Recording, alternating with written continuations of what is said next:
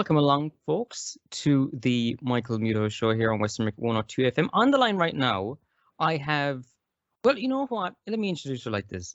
So I thought, let's have someone on the show to talk about fitness.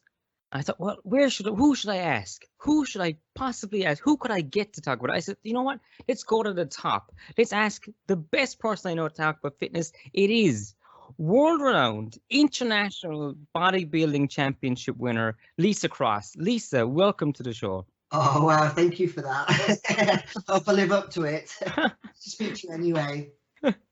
Well, yeah, I've been a big fan for years now. Seeing your posts and stuff around the place, and just if you ever see Lisa, you'll go, "Oh, this person now knows about fitness." The first thing you would say. But we were talking there that you were saying, well, no, so yes. So I suppose we should say, like, as you were saying before, that fitness isn't really all about putting on mass, we'll say. That it's more about,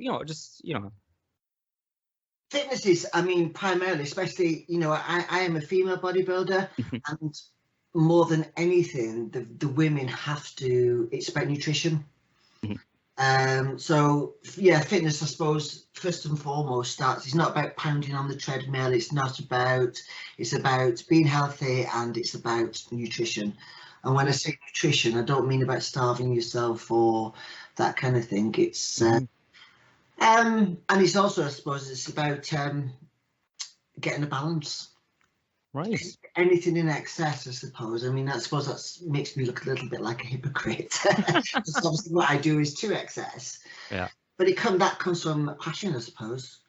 I love what I do. I've been doing it for a hell of a long time. I'm old. Good at this. I feel older every day. But well, that's another thing. The older I get, the more intelligent you have to train to keep going. Because I do know a lot of people who are, been training for a long time, and all they do is complain about injuries. So it's training intelligence. It's about, a little bit of knowledge with regards to fitness can go a long way. Right. And hopefully I've got a little bit of knowledge after doing it for so long. I've been doing something wrong. Well, I suppose I should ask, where should people start? Like, say myself now, who is not very fit, where should I start with basic, just regular, let's keep ourselves healthy exercise? Yeah. What was your advice? Well, you want to obviously get your heart rate going, but really not to excess, not to like where you, that's something you build up to. Okay. You need to do something, I say, that you enjoy, so you're going to keep at it. Yeah. But weight training is essential, and it's more essential as you get older, because obviously the more muscle you have, you're going to protect yourself against injuries. Yep. All sports nowadays, whatever you look at, be it, rugby or football or whatever, cricket even, it's about having muscle to protect you back against injuries. Yeah. The more muscle you have, especially as you get older, it keeps your metabolism going. I think the biggest thing I could do to shock you is tell you how much I eat a day. I think that's how much you eat a day. People had any inkling as to how much I eat compared to a normal person. Yeah. I've got a heck of a lot of muscle mass, so that's a woman anyway, So, and with that comes, I eat every 2 to 3 hours, which again, most people would consider that to excess, but it's the way I've taught my body to be. Plus you're exercising as well, so you're burning off the calories and stuff like that, you see. Yeah, true, but I think that might be something else shocking to people. I don't train as much as I suppose people would think I do. All right. I do change. I do when I'm getting ready for a competition. A lot more cardio, a lot more training. Yeah. But obviously, when I'm off season, my emphasis is on building. Okay. So actually, rest really is quite important, unless it's so yeah. But that's good advice for everyone. Just remember to rest as well after exercise as well too. Yeah, that is the point when you are actually building, when you're actually in the gym. Be it heavy or however you're lifting, you're actually tearing down the muscle. Yeah. So it's when you go home and you eat and you rest, and that's when nutrition comes into it. Right. Okay. When you build, and I remember somebody first explained that to me a long time ago when I was first getting into weights when I was at university, and I couldn't get my head around it. But that was even, the first time I ever saw like a female bodybuilder, or it was actually a book I got, and seeing that this particular lady, she first started, when she was off season, when she was on season, how she changed her body, I could literally not comprehend. Oh. Because you always think of just, I'll lift these weights and that's what will most, but you're actually saying that you do that first and then it's the eating and the rest afterwards that helps us. I think there's a top trainer in America. He always says when people first go to him, top bodybuilders with him or whoever, that when they first go to him, the first thing he does is say, take a few weeks off. Most athletes in most sports, I mean, this is a big thing they talk about football at the moment, isn't it? Adding more and more and more games than that to the diary. As such, athletes are getting more and more injuries. So but I suppose that's where sports science comes into it, because they're constantly coming up with new ways to recover, aren't they? To recover faster. Like these, what's it called, the cryptotherapy? Have you ever seen that? I don't know what that is. They go in these like ice chambers. They have masks. They're cryptic about it. But they literally can go in for about. They've obviously got next to nothing on, but they've got a body hat on and protecting their extremities, so their hands. And you can go in for, it's like minus 200 and whatever, and you literally can go in for about 2 minutes. Is it like cryogenic or something? Maybe. Yes. I was thinking ice. I was thinking I haven't tried it. I'd love to. I'm a bit of a wimp, so I'd probably last about 5 seconds. That was good. That was great advice, because I think a lot of people, including myself, if I was going to try exercise, and even just excessive walking, because we're after a year now where we're all inside sitting down an awful lot. I sit down, I'm recording an awful lot. I'm not really outside walking. So when I go out for a walk, I walk to excess. My legs are really sore for a day or two even, and it's like, well, no, I've really benjaxed myself, And then you don't fancy going out the next day. No, that's exactly. But then on the flip side, so say you went out for a walk and you had a good walk, and and you got some fresh air, and that's fantastic. Then maybe the next day, try cycling. So you are using because that is the other thing. If you're just repetitive, you're going to get an imbalance. So that's the other thing actually I really like to do with training, is mix it up. There you go. You can easily become complacent, and there's certain exercise you really like to do because you're strong on it, or whatever. But always mix it up. Keep shocking the body, so you don't get an imbalance. So cycling's a fantastic sport. Brilliant. I still love cycling. I don't do it enough. I don't even have a bike at the moment. I need to get a bike. It's terrible. But so like, well, no, I say walking. When I say walking, I mean like I was basically running, and I was like, why are you doing this? You haven't even walked, and if you haven't walked to excess, like this was like nearly, I don't know how far I went. I was like, this is Michael. What are you doing? You're a fool. But I suppose so what would you say now to someone who doesn't really have access to a gym or anything? They're in maybe the countryside. It's me. I'm talking about me. No, but what would you say? What, like, just a day-to-day kind of exercise? What could they do? Because you're saying weightlifting, but what else could you do? Let's say just to get the old heart going. To get the heart going, obviously walking really is fantastic, especially if you've got any kind of hills and incline. You could really have that as a like HIIT training. Like I said before with nutrition, furthermore, and it's something that I like to do because my schedule's a little bit all over the place. Anything like yoga and stretching, and you really can watch some very, very, very good not tutorials. What would you call them? It's like program, like class. A yoga class. There's a heck of a lot online, to be honest. But yoga is really good. There's a lot in Ireland as well, actually. So there's loads around the place. Brilliant. So yoga, walking, it's all good. I know everything I'm saying really is about not about gyms. But actually that's what I was going to go next, was asking about gyms, because I think when I know myself, and if I was to go to a gym, I think I would do it to excess, as you say, and you'd go too far and you'd run too far, you'd lift too much. But I think, you know, what should someone do when they start off in a gym? We'll say, let's say they're at a leisure plex, whatever it's called, and a leisure center. That's a difficult one, that, to be honest, Yeah. because Okay. even when I first started going to a gym, which was a heck of a long time ago, I did it all wrong. I did so much, and that's what I do see if I go into a gym, like a regular gym. People are I think that's people are doing more damage to themselves than because well, but I would say if you are going to, I do compound movements. What's that? What do you mean by compound movement? Things like bench press. So sorry, compound movement is using more than just one muscle group. Okay. Oh, perfect. Yeah. So a squat's a compound movement because you're it's- using your legs and your back and your torso. Bench press is a compound movement, whereas something like a dumbbell fly, is an isolation movement because you are literally just using your pecs as opposed to a muscle group. So I would say keep to compound movements. Do all of the body. This is literally just when you first get into the gym. Really don't even think about weight, think about form. Yeah. Because you can't, you know, if you just think about the movement of a squat, it's if you're doing it wrong, you're compressing your spine. If you're, you know, putting a lot of pressure on your knees. Yeah. And whatever weights you're going to do, I'd say stick to high reps as well as opposed to using any kind of weight.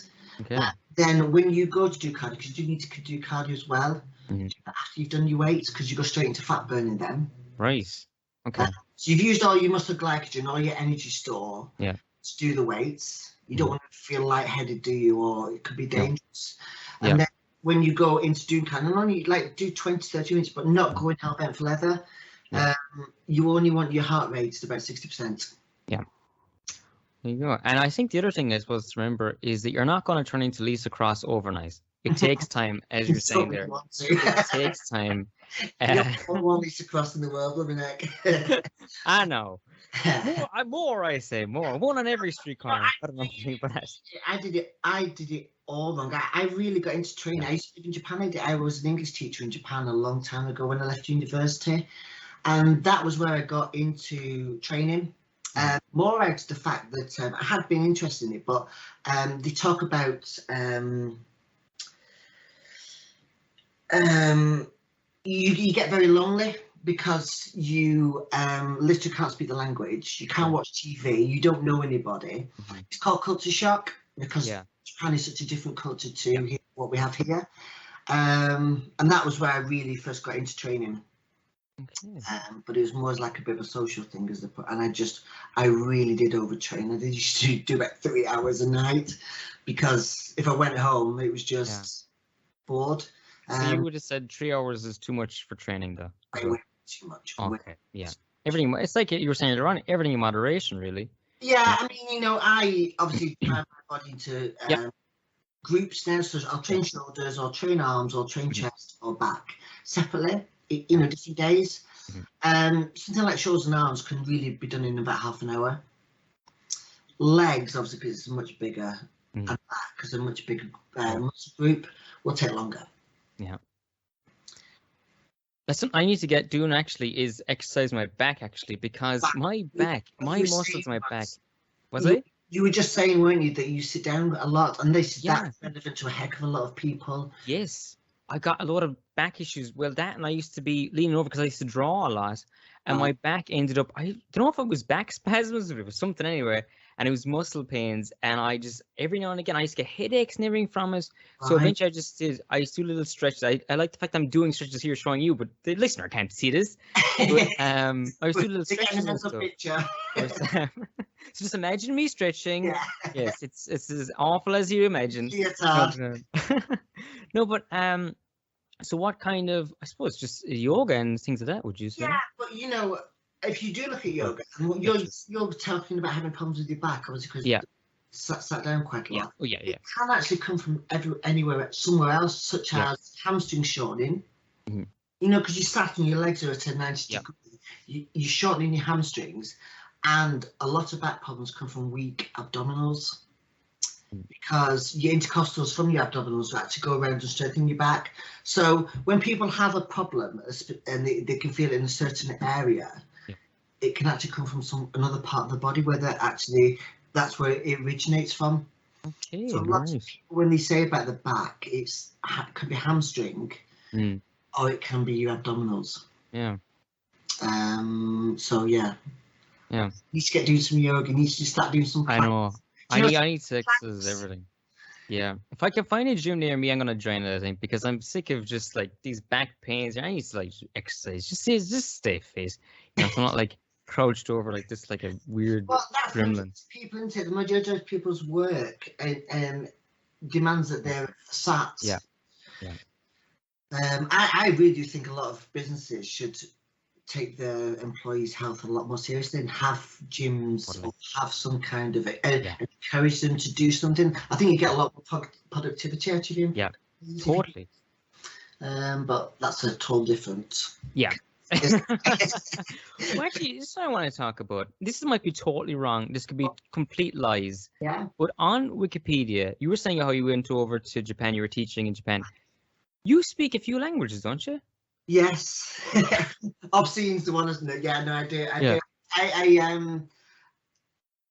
Obviously, I went to Japan. I didn't speak Japanese at all. You just have to learn. I lived there for 4 years. So I can speak it. Yeah.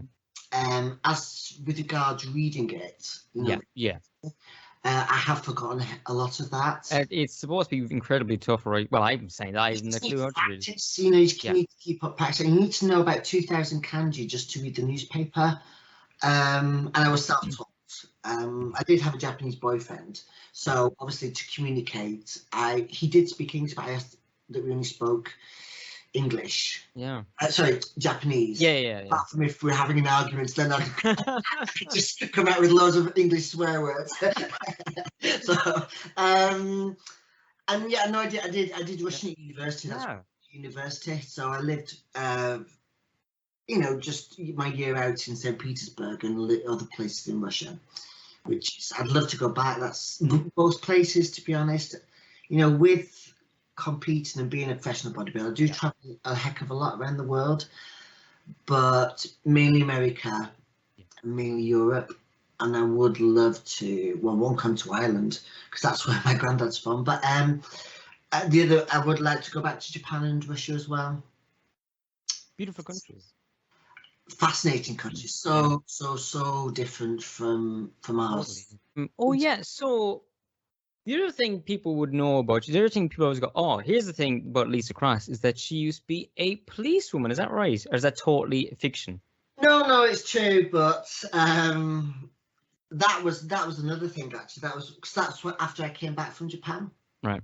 And that was actually as a result of what they call reverse culture shock. Because I lived in Japan so long, all my way of thinking became Japanese. So I came back to England, I was about 26, and I just didn't know what I wanted to do. I thought, I need to get a proper job. I need to sort of stop messing around. And that was why I joined the police, because it started like it was, and it's not the job you think it is. It's not the greatest. It's not a great job at all. So I did a few years.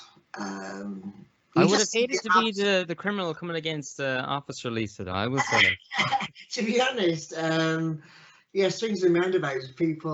Some people wanted to get arrested. They were lining up to be arrested. They just used to know me as that Muslim copper. And then somebody put a red rag to a bull and they wanted to fight you. All right. Yeah. So yeah, you just you get to see all sorts. Yeah. What haven't you done? You've become an international bodybuilder. You've been a policewoman. You've been teacher in Japan. What?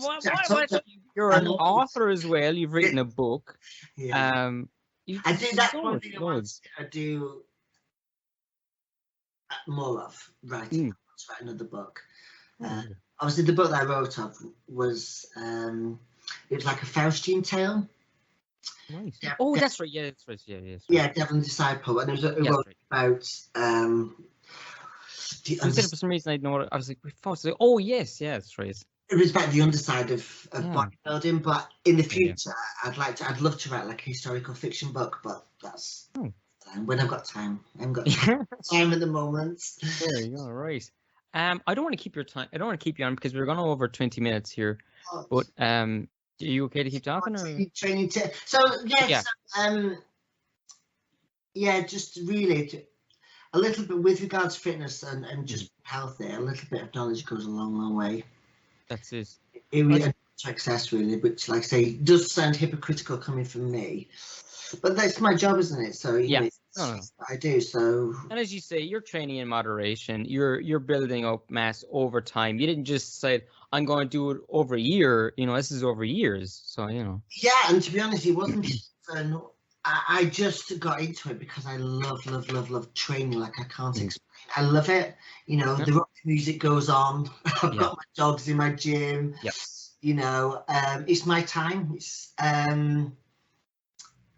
so yeah, the fact that I love training is why I've stuck at it. I actually didn't necessarily want to be a female. It wasn't something that, you know, that I aimed to be. I hadn't ever seen a female bodybuilder. So it wasn't something that why I started training, if that makes sense. Yeah. It's not something you really see in media a lot, actually, is female bodybuilders, actually. You see Arnold and you see like people like that, but you don't really see a lot of female bodybuilders. No, you see more muscular women, you know, but obviously like somebody like Serena Williams would be deemed muscular. That's true, a lot of the CrossFit girls you're seeing, even UFC's massive and the girls. Then when I actually see that, you look a lot bigger on screen, because I then see, for example, with boxing and UFC, when you see their weights, there's a girl I was just looking at before. I think she's fighting this weekend in UFC. Not that I prefer boxing. She was 135 pounds. Well, I'm 190 pounds. You know, so you could fight her easily. I'm kidding. I'm kidding. No, That's a joke. No, she's tough. Let me know. I'll be in the corner cowering. Real tough, man.